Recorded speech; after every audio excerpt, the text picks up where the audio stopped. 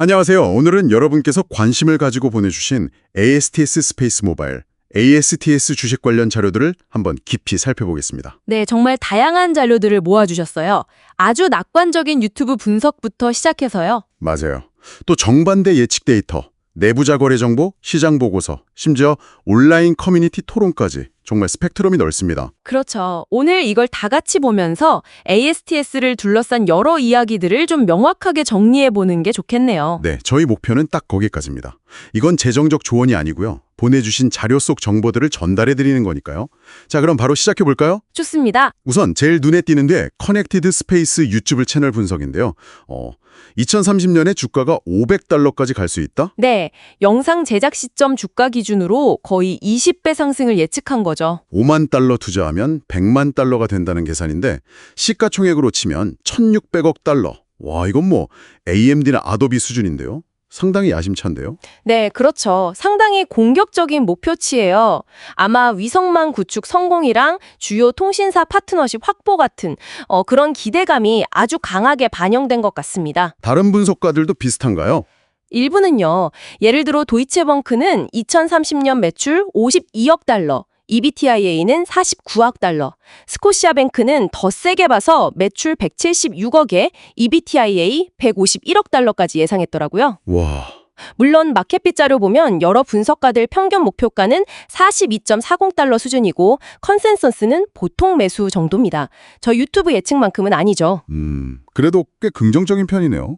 위성통신 시장 자체가 크는 것도 한몫하겠죠? 맞아요. 그 글로벌 인포메이션 보고서를 보면 이 시장이 2030년까지 연평균 13%씩 성장해서 거의 $1,130억 규모가 될 거라고 하거든요. 와, 13%면 엄청난 성장세네요. 네.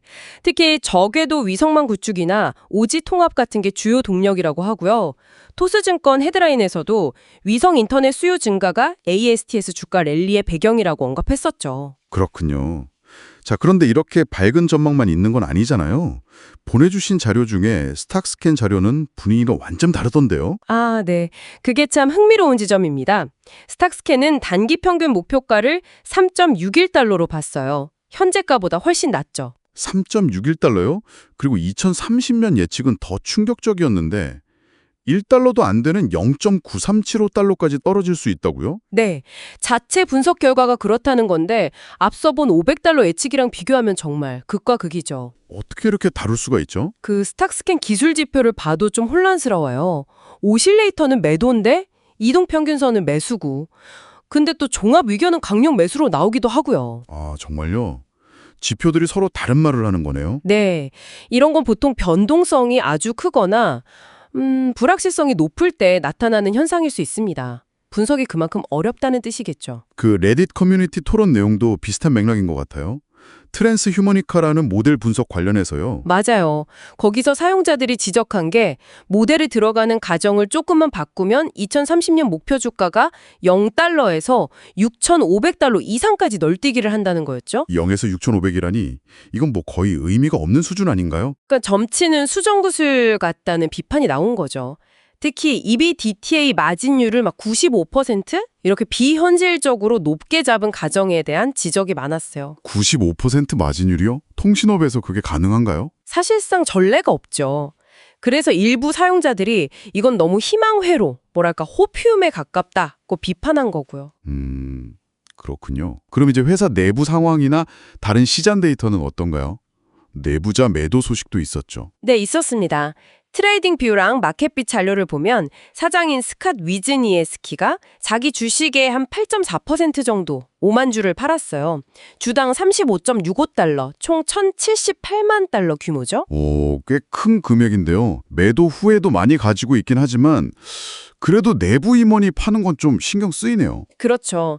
시장에서는 보통 내부자 매도를 그들의 주가 평가에 대한 신호로 해석하기도 하니까 주목할 만하죠. 물론 뭐 개인적인 자금 피로 때문일 수도 있고요. 실적도 한번 보죠. 지난 분기 실적이 예상보다 안 좋았다고요? 네, 마켓빗 자료 보면 5월 12일에 발표했는데 주당 순이익 EPS가 예상치 마이너스 $0.17보다 낮은 마이너스 $0.2였고 매출도 예상치 $3,085만 훨씬 못 미치는 $72만 였어요. 아, 매출이 예상의 5분의 1도 안 되네요.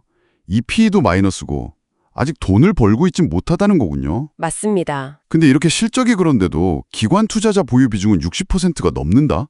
이건 좀 의외인데요. 어떻게 해석해야 할까요? 그게 또 재밌는 부분이에요.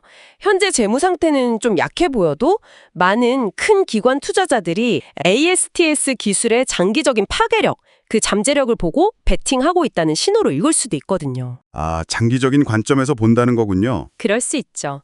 물론 시장 보고서에서 나온 것처럼 개발 비용이 엄청나게 들고 규제 문제도 있고 경쟁도 치열해지는 이런 산업 전반의 위험 요인들은 ASTS에게도 당연히 큰 도전 과제입니다. 경쟁사 대비해서는 어떤가요? 레딧 토론에서 특허 이야기도 나왔던 것 같은데요. 네, ASTS가 가진 특허가 경쟁사들보다 좀 더 강력한 기술적 해자, 그러니까 방어막이 될 수 있다는 의견도 있었어요. 그게 사실이라면 중요한 경쟁 우위가 될 수 있겠죠? 네, 오늘 ASTS에 대해 정말 극과 극의 정보들을 쭉 훑어갔습니다. 한쪽에서는 거의 세상을 바꿀 기술이라며 폭발적인 성장을 점치고 다른 한쪽에선 아주 비관적인 전망과 함께 여러 위험 신호들을 지적하고 있고요. 네. 다시 한번 강조하지만 이 모든 정보는 여러분께서 보내주신 자료에 근거한 것이고 저희는 어떤 특정 관점을 지지하는 게 아닙니다. 그저 다양한 정보를 균형 있게 전달해 드리려는 거죠. 그렇죠. 다양한 각도에서 정보를 보고 또 그 근거가 뭔지 따져보는 게 중요하겠습니다. 맞습니다. 마지막으로 이런 질문을 한번 던져보고 싶네요. 500달러와 1달러 미만, 이 어마어마한 예측의 간극은 도대체 어디서 오는 걸까요? 기술 구현 가능성, 시장의 수용 속도, 아니면 경쟁 환경에 대한 아주 근본적인 가정의 차이일까요? 정말 핵심적인 질문이네요. 앞으로 어떤 결정적인 소식이나 이벤트가 이 두 갈래 길 중에서 어느 쪽이 더 현실에 가까운지를 보여주게 될지 그걸 지켜보는 것도 상당히 흥미로울 것 같습니다.